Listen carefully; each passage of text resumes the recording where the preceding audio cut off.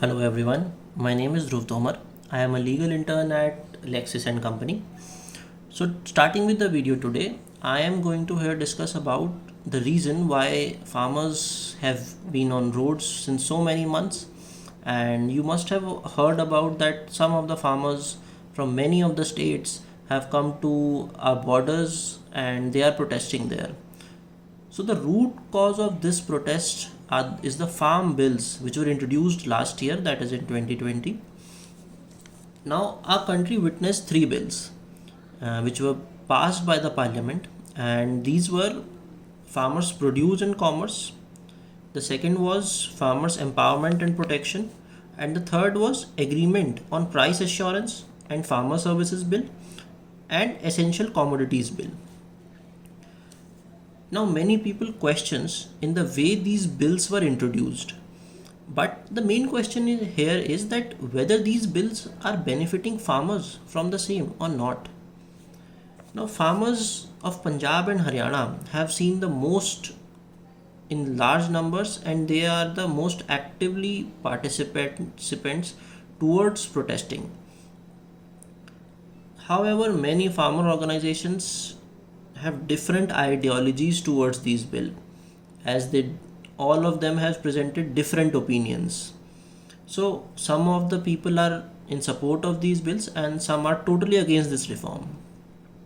Now talking about the founder system, which was earlier introduced into farming ecosystem, or we can say agriculture ecosystem.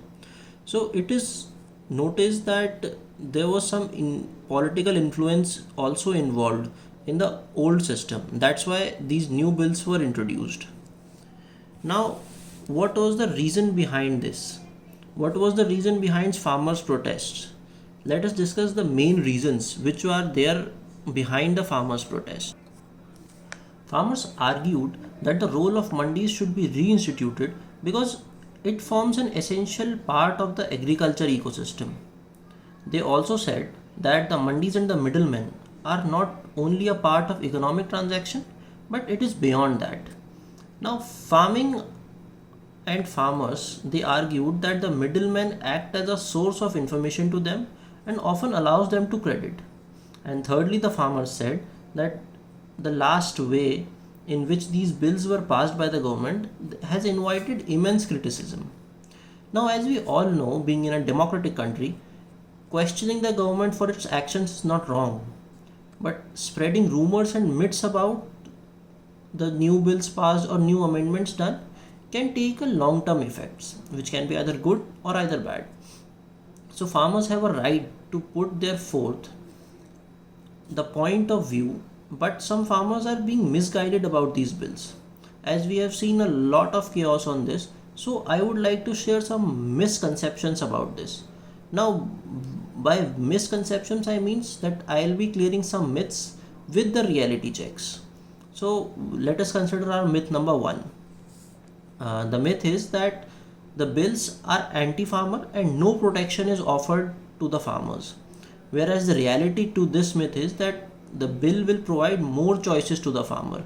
They can sell their crops to anyone, even outside the mandi, to the big corporations, or which can allow them to earn more profit.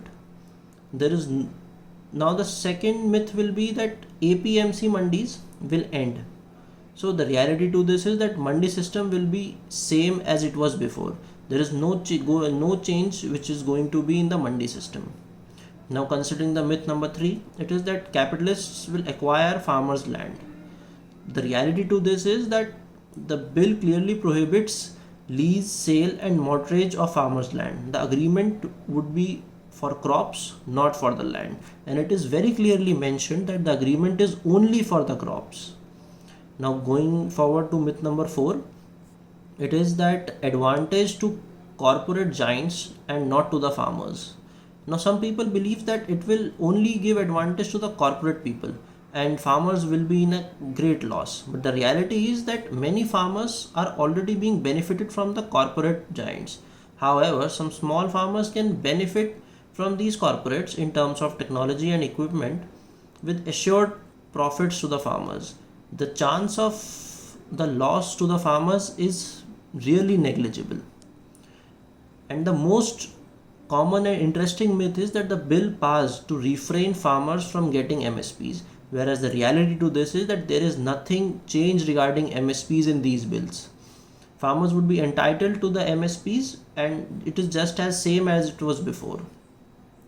Now, considering these all myths and reality checks, it seems that farmers are very unclear for the farmers rule and how this will play out now.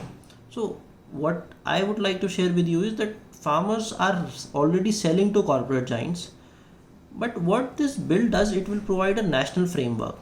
So, regarding to explain this national framework, I would like to quote an incident.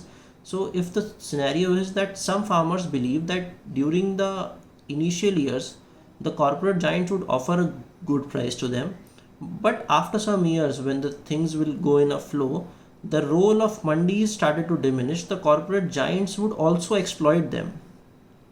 And one of the reasons why farmers are protesting against these bills are that they think that eventually it might lead to an end of the wholesale markets, which is obviously a scared scenario to them. But they also think that there will be no backup option available to them if they are not satisfied with the price offered to them in the market. So the thing is that farmers demand that MSP should be added in the legal framework as there is no statutory backing to MSP. However, the government has clearly said that mandi system will continue and MSP will be provided similarly just as it is going in the current system. There is no change in it. This was all about the things which are going on currently. Now what I would like to say that in order to sustain these bills and in order to see them in a different perspective, in a positive perspective, so the thing is that there is a need to introduce a regulated market in the place of the free market, because regulated markets aims to bring profits and sustainability together. They perform as a whole and as a better option as compared to regulated markets. That's all for today. Thank you.